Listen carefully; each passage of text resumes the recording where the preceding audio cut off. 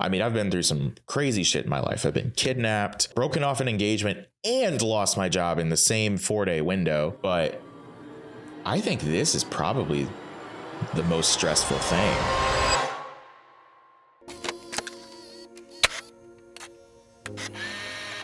Today, we're going to talk about some real people shit because I missed an episode last week, but this is my degree and this isn't my degree. Welcome to the show where I give you a backstage pass into the life of a freelancer and full-time content creator.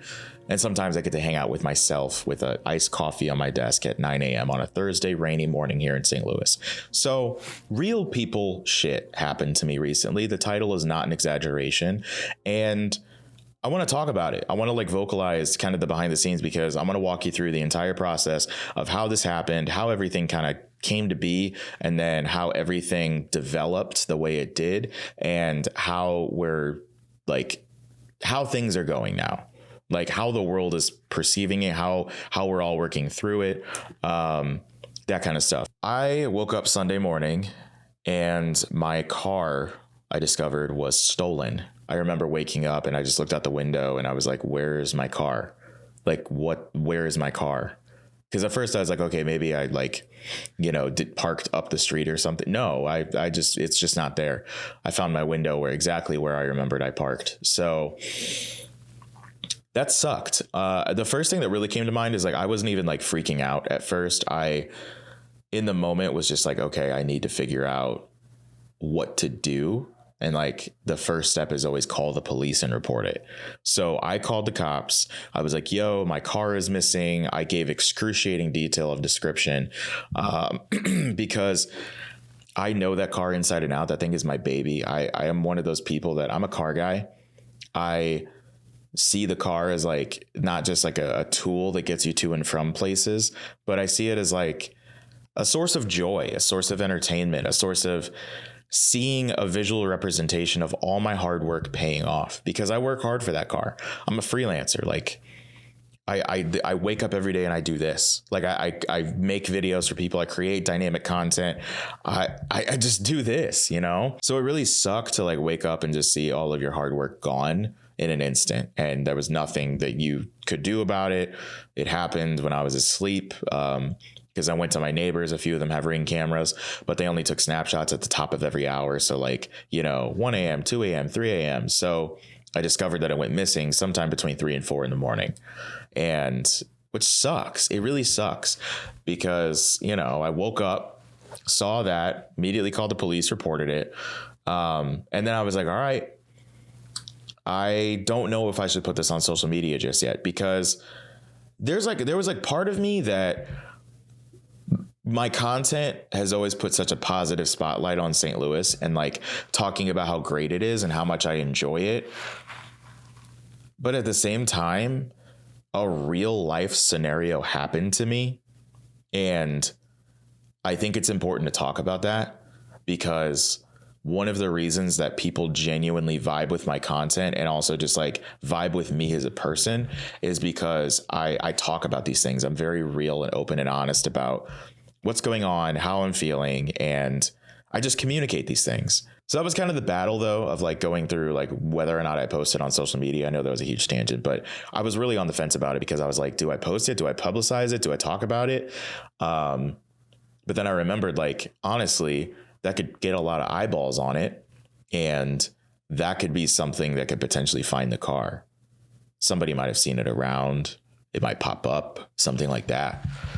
So it kind of was a no-brainer that I needed to post it, despite, any potential oh, I thought you were pro St. Louis. Yeah, but St. Louis has problems, and unfortunately, I'm the victim of one of those problems. I posted it on social media. I put this out there. I was like, yeah, my car got stolen. Here's some identifying marks. Here's the whole story. If you see it, let me know. So that's whenever kind of the panic started to set in is the realization that oh shit, my car is gone set in. Because I was sitting there I've done everything I could possibly do now because I remember I was riding around with my girlfriend in her car and we were just looking around for mine, like common dump sites for cars in St. Louis. Cause a lot of people were like, oh, well, my car got dumped here. Like people were telling me their stolen car stories and they were like, oh, well, they found my car here. That's where a lot of them get dumped. They found mine here. That's where a lot of them get dumped. And it's like, I didn't realize it was this common of an issue. So we were driving around and then I was getting nauseous. I was just like mentally, I was like, I got to find this thing. I got to find this thing. I need to find this thing. I can do it. Like that really comes from inside my head. I always am like, I have to come up with solutions to problems because that's just me by nature. And being a freelancer, a content creator, where like everything, if I want something, I have to manifest that and make it happen. It's not like I can, if I want a new piece of gear, I can't just like email accounting or finance and be like, hey, can I get this? Like, do you think we could fit this in the company budget so I can do this for X, Y, and Z? I'm accounting. So it's like, if I want these things, I have to make them happen. So like, it's become so ingrained in who I am that I'm just like, if I want anything in this life, I have to make it happen. So like, that's why I was like putting a lot of pressure on myself mentally to like stay sharp because, I just work well under pressure. But my body was like kind of taking the brunt of like dealing with the stress that I didn't even know I was going through. Because I started to feel nauseous as we were driving around. And it got to the point where like we were in Forest Park and I was just like, can we just pull over for a little bit? I just need some fresh air. I need to sit under a tree. I just need to like focus on something else for a minute. And then I just sat there under the tree, like watched the clouds, just kind of like people watched, car spotted because I'm a car guy. Okay. I like to look at cars. I like to see cars, hear cars, and just see what else is out there. And I just got some fresh air. And then that was whenever I was like, okay, let's see what we can do. And I got a message, a comment. Then I got a message that somebody saw my car in North City. So immediately I went up there. Like we drove up there. We're like, what the heck? My car is up there. What's going on? So we went there and it was not there. Granted, somebody could have just been running errands in it, but it wasn't there. So I spoke with an officer and I was like, hey, because there was an officer like doing his shopping there and he was leaving. And I flagged him down. I was like, hey, I need help. Like, I just have some questions because the dispatcher, they didn't even give me a police report number. Like they were just like, a detective's going to reach out to you.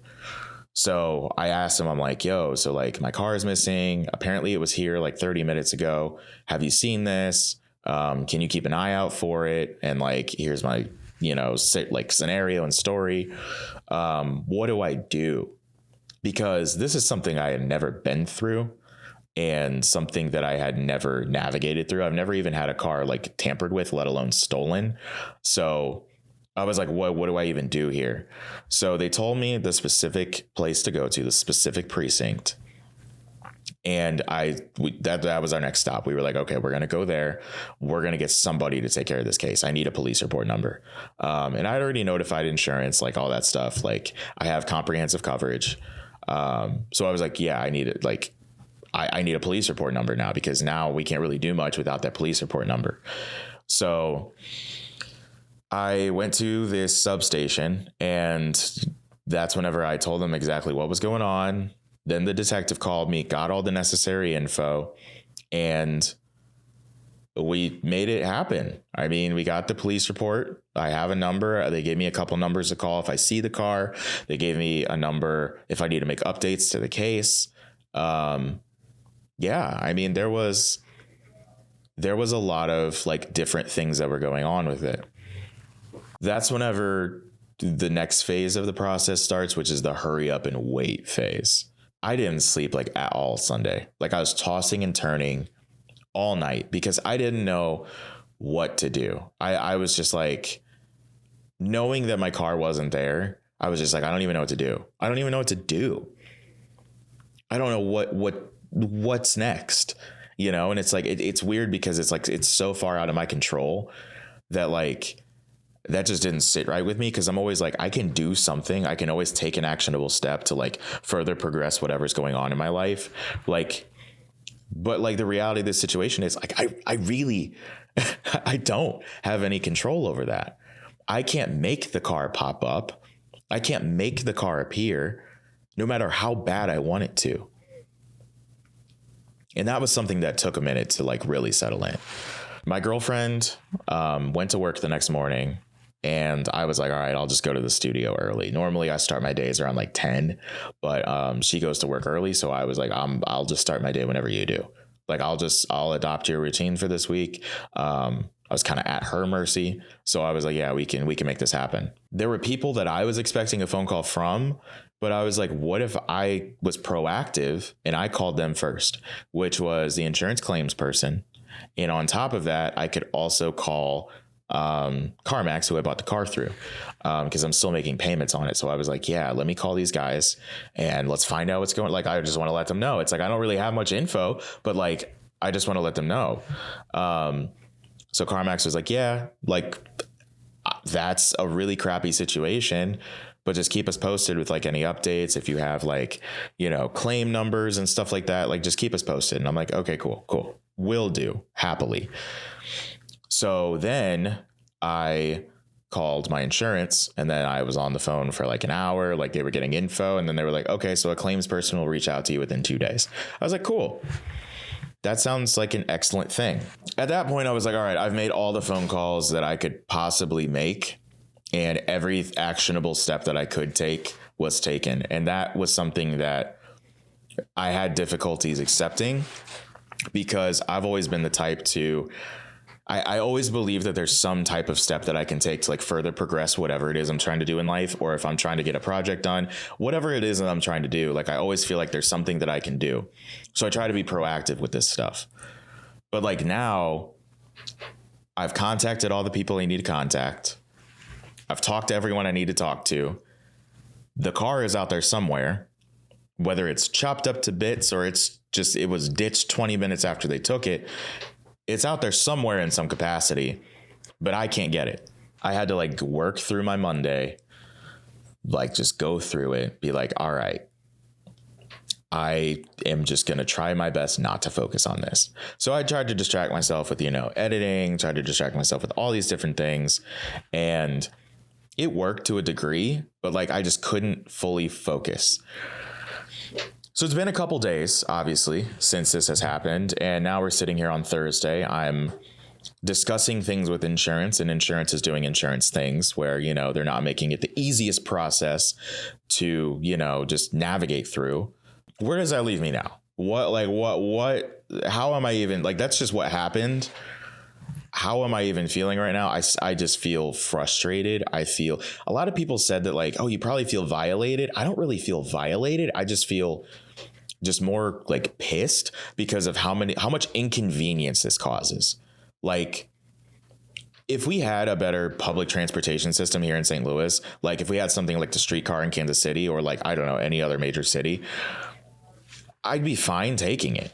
Like, I would walk places. I probably need to get more steps in anyways. The holidays are coming up. I need to make sure that I'm staying in shape. Like, I'd be fine with that. I would love a good public transportation. I wouldn't have to drive as much. But in St. Louis, it's such a car dependent city unless you're in specific pockets. Like Central West End, that's walkable. Soulard, decently walkable. Midtown, you're starting to get a little less. Downtown, not a lot going on. So like, I don't know, man. It sucks because I don't have a way to get around reliably right now. And, rentals are expensive. Rentals are pricey. Thankfully, I know people that are willing to help with that. Like, they can cut the rates down a little bit, but like, after like $30 plus a day, that stuff adds up very quickly. Because like after a week, that's what, like $200 something at like after tax. Come on. It sucks because like I'm a freelancer. I'm very like, I rely on myself. I really hate asking for help. Like I'm not the type of person to be like, hey, can you help me with this? Hey, like, especially like if I know that it causes a slight inconvenience to other people, like I don't know if that's a pride thing, but I'm just like, I don't want help because I don't want to inconvenience other people, because I'm a grown ass man. I should be able to do everything on my own and make things happen. But I got to be honest, like this is a crappy situation, because like it really just changes your entire dynamic. Like I have to get to shoots and everything. I have to get to all these different things that are going on, create content around the city. I have meetings, like there's stuff that I need to get to, but I don't have a reliable way to get to it. And it's like people have offered rides and everything, but like I can't just be like, hey, I need to go here. Hey, I need to go here. Hey, I need to go here. It's like I can't just do that. I wouldn't feel good about that. Even like it's just I just would not feel comfortable doing something like that. So I don't know. It's really shitty because then you have to like worry about where your car is at. You don't like, even like with insurance, it's a whole thing. It's a whole battle, because normally there's like a window that they're like, okay, maybe the car is going to turn up, so we're going to give it some time and we're going to see if it actually pops up and like makes an appearance, which is cool and all fine and dandy. Like I want the car to turn up, trust me. But then there's that layer of like, okay, if the car comes back, what's even going to be done to it? Like, was it just some kids that took it out for a joyride? Was it somebody that just wanted my specific car? Was it somebody that had the intention of like stripping it apart and selling it, like selling each individual piece? Like, there's such a big unknown here. And there's only so much that you can plan for, because it's not even like I have full coverage insurance, and like I'm hoping and expecting to get a payout for this, but I can't even start the car buying process to replace it until that happens. You know, I don't know. It's just like there's so much that like is out of my control right now that I can't even like do anything about, and it's really challenging to like really embrace that and just own it and understand, yeah, this is the situation. What it is, you just have to navigate through it. There's so many questions. I'm like, why my car? Why did they want it? What are they doing with it? Like, am I gonna see it again? And it sucks because that 370Z was like my dream spec. Like I could not have spec'd it better unless it was an Nismo, but it was everything I wanted. Like I was extremely happy with that car. Every time I saw the car, I was like, yeah. Every time I drove the car, I was like, yeah, like this is exactly what I wanted. And it was crazy because like whenever I found it last year, because I bought it literally just a year ago, whenever I found it, I was casually looking because I had paid off my previous car, and I was like, I mean, if a 370Z shows up that's like reasonable and it's like a good price and all this kind of stuff, like maybe I'll pounce on it. Maybe I'll get it. You know, it's like maybe I'll grab a 370Z. Then this one showed up and I was like, oh my God. I might have to get that because it had orange interior. It was a sport touring package. It had the limited slip diff, the big freaking Akabono brakes. Like it was great. It was fantastic. It was everything I wanted. And it only had like 49,000 miles. So it was a 2013 with 49,000 miles. That's really freaking low for that, because this was in 2022. Yeah, man, it sucks. It sucks that Z was like everything I wanted. And I worked so hard for it. I don't ask for handouts. I don't ask for things to be given to me, because I really do believe that you have to put in work and you have to work hard for what you want, because that's, been proven that if I work towards things, I can get them. So that's just, I don't know, my belief. And that's what I thought about the car. And that was like the physical manifestation of like, hey, I've worked hard for this. Like all the stuff all those hours, all those sleepless nights, all those like crunch times, all that stuff that I put in to get here is worth it. And of course I have goals of like, I have little cars back here. Like I have an R35, R34, I have 911 GT3 and Turbo S. Like that's the end goal. But like right now, this was like every day when I woke up, I would walk out and I would see what I've been working hard for. And now that has just been taken. And I don't know where it's at. So I feel frustrated and enraged at that part. But I also feel comfortable because I know that it's not like I got carjacked. I'm safe. I'm healthy. I'm in one piece. I'm still doing, editing and stuff. I like none of my camera gear and stuff was in there. So like, I'm trying to look at the positives and like see that like I pulled up to my studio today. I have 2 cameras that are recording right now. Like I have things to be grateful for. And I'm trying to really focus on those things right now. Like people have been super supportive on social media. People have been sharing it. People have been commenting. People have been checking in on me. Like there's a lot of positives in this, even though it's a very negative situation. And I don't know. I try to look at things from like that kind of angle and that perspective because I really I just want to remain in a good headspace. I'll be honest. Yesterday was probably the toughest day though. And this whole situation, I mean, I've been through some crazy shit in my life. I've been kidnapped. I've, broken off an engagement and lost my job in the same 4-day window.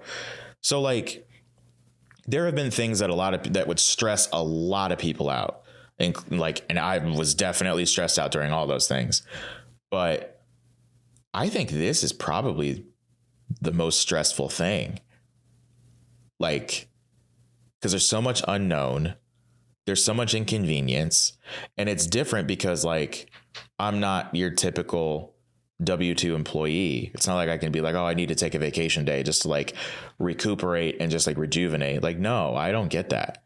If I take a day off, like I see that as an opportunity that like, I'm not working towards what I'm trying to work towards, which could be seen as toxic. Yes. But that's just, it works for me.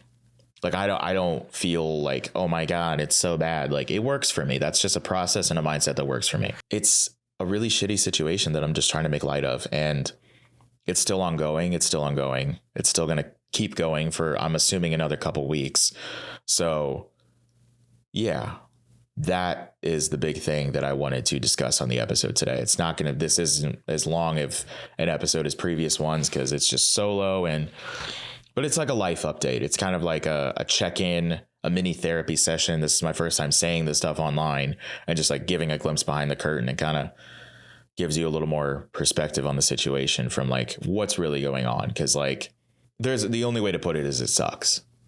It's a really shitty situation, but I'm here. I'm still going to keep making content. I'm still going to keep delivering for my clients. And I know I'm going to come out of this way better than I was before. And I know that whenever I make it, this is my garage and you have all of these cars parked in it, this story is going to be crazy to tell. I'm going to look back and be like, damn, remember whenever my 370Z got stolen and I was like, being kicked when I was down? Like, dude, that's how I see it. I know that this is just going to be another bump in the road and it's all going to work out. The universe has a really weird way of working things out. And I actually had somebody yesterday tell me like, you never know. That car could have been ready to blow up and somebody just saved you from a headache. It's all about perspective, people. Like, just keep yourself in a positive headspace as much as you can and just look at the situation for what it is. But look outside of that as well. Look a big picture. Don't just focus on one detail. That's what I got for today. So, long story short, car's still missing. This is day 5 of it being missing. I'm losing optimism, especially because it's raining today and I don't have a passenger window. So shit's probably flooded in there. Not flooded. I mean, it's rained, but I think it's only raining like an inch today, which we definitely need a lot of rain here. So I'm not really that upset. But, whoever has my car, just give it back in one piece. Like just give it back in one piece. And, there wasn't a lot of gas in it whenever you took it. There was like maybe 1/8 of a tank. Like I'm kind of grateful that I didn't fill up because I was going to fill up my tank after the shoot on Saturday. Whenever I was coming home, I was like, oh, I'll go get myself a Gatorade and a snack so I can munch and chill while I'm backing up footage and everything. I was going to get gas. But then I was like, no, I just want to go home. So I don't know. You're probably not putting premium gas in it. You're probably putting 87. which is going to really fuck it up. But, you know, only to a degree. Thankfully, the Z can run on 87, but I don't know. I just hope that you're smart enough to read that it says premium gas only, and you're actually putting premium gas in it. Otherwise, the engine's going to knock and you're going to get reduced power. It's going to be a whole thing. It's going to be a lose-lose for really both of us. So just bring the car back. I just want my car back, dude. I worked hard for it. It's my baby. I post it on Instagram stories all the freaking time. And that's what people have associated with me at this point. They're like, oh God, not the Z. Like, yeah, it's the Z. So everybody, take care of yourselves this weekend, do whatever. Enjoy the fall weather that's here in St. Louis now. It's finally going to be like a crisp 60 degrees, maybe 40s in the lows, it looks like. So enjoy it. Get out there, grab yourself a coffee. I'm not doing pumpkin spice. I get ice mochas. But yeah, take care, everybody. Just relax. Take time for yourself. That's what I'm going to be doing. I'm going to be relaxing, and I'm going to be playing Pokemon because I finally got it like a year after release. Took me long enough, right? If you play Switch games, leave a comment below. Maybe we can play something sometime. Peace.